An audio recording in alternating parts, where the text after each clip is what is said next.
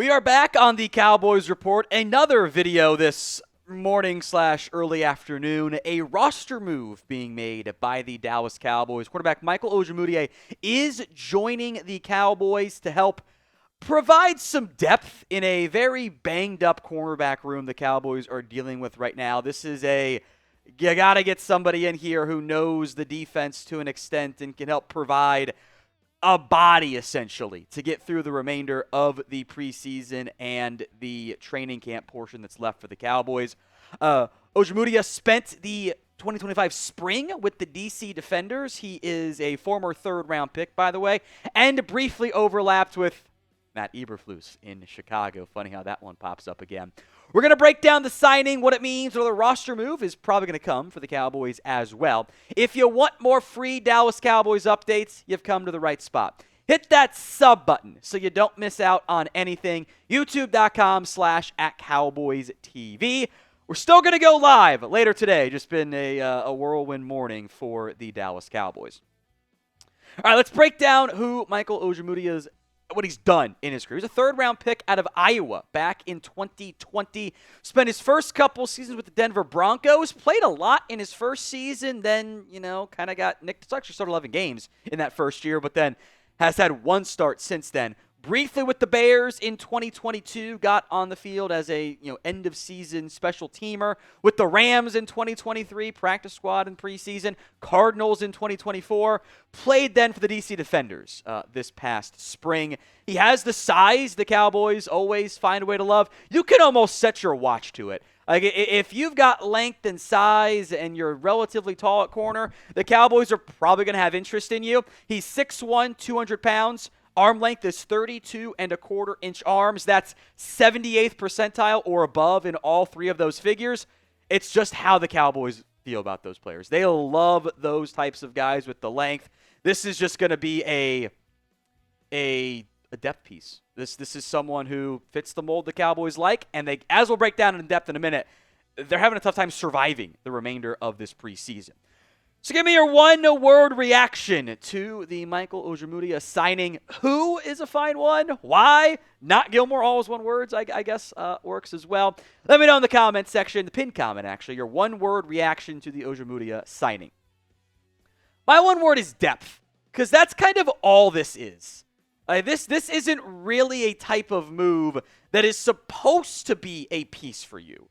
That is supposed to increase what you have in the roster to benefit you. The Cowboys are tremendously banged up right now at corner. Like, tremendously banged up. We'll see if Caelen Carson starts week one, if he's available at all. Thought Andrew Booth, Kemon Hall, Zion Childress played pretty well.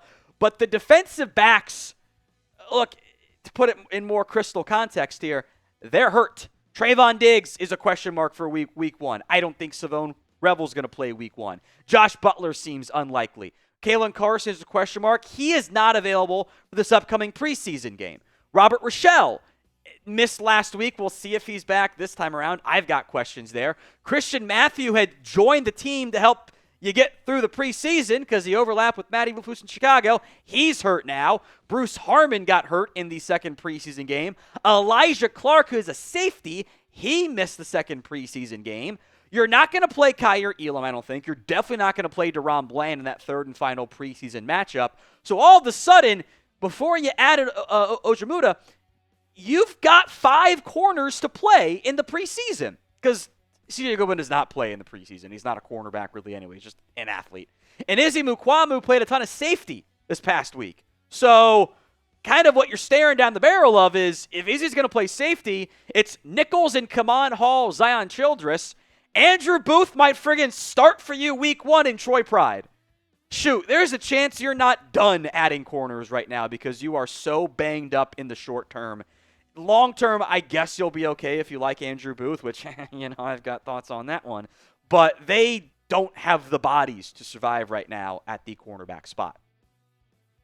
Today's show is made possible by Ethos. As a father of one kid and a second one on the way, trust me when I say life insurance matters. It's not fun to think about what would happen if something happened, but you do need to be prepared. Protect your family with life insurance from Ethos. Get your free quote at ethos.com/NFL daily. That's ethos.com/NFL daily. Ethos is a trustworthy company that disrupts the traditional life insurance industry, and it's more affordable than you might think.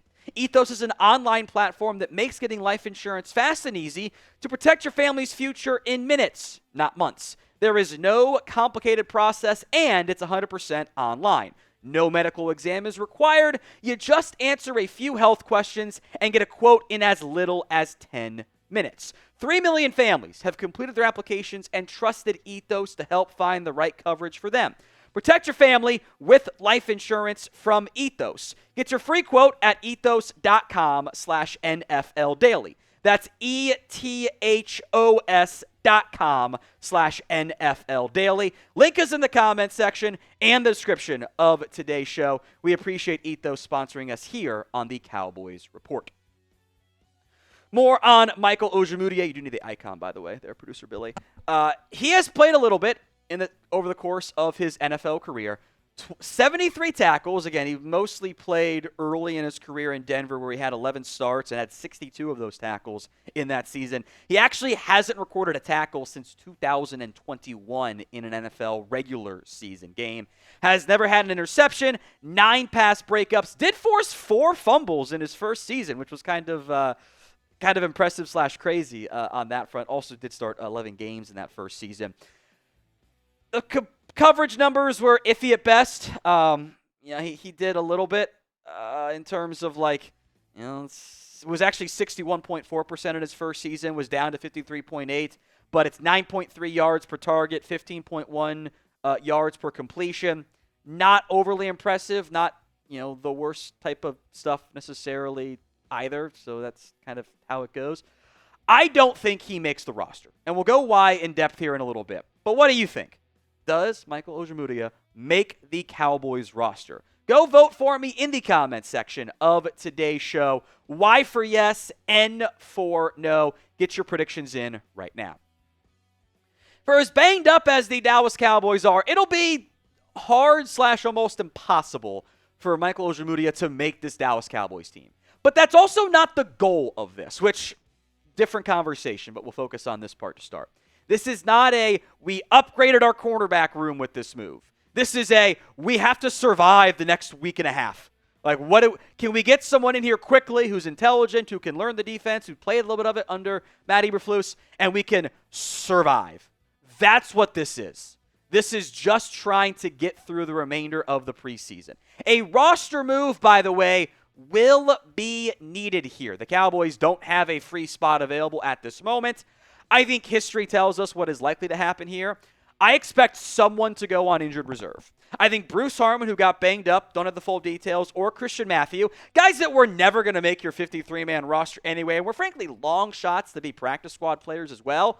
Either one of those guys makes sense. The Cowboys should just cut them, but they're probably going to get waived with the injury designation, or just put on IR, and then those guys will get bought out from injured reserve. Then they'll get released. The Cowboys will save money in the end. If they really like a Bruce Harmon, they can stash him on injured reserve for the entire season. I don't really think that's going to be a path there. Instead, they'll add Michael Ojemudia to get through the rest of the preseason, and then they'll put someone else on IR, and in the end, we're still kind of at the exact same spot with the quarterback room, where I don't know if it's good enough, but that's a future conversation for a different day.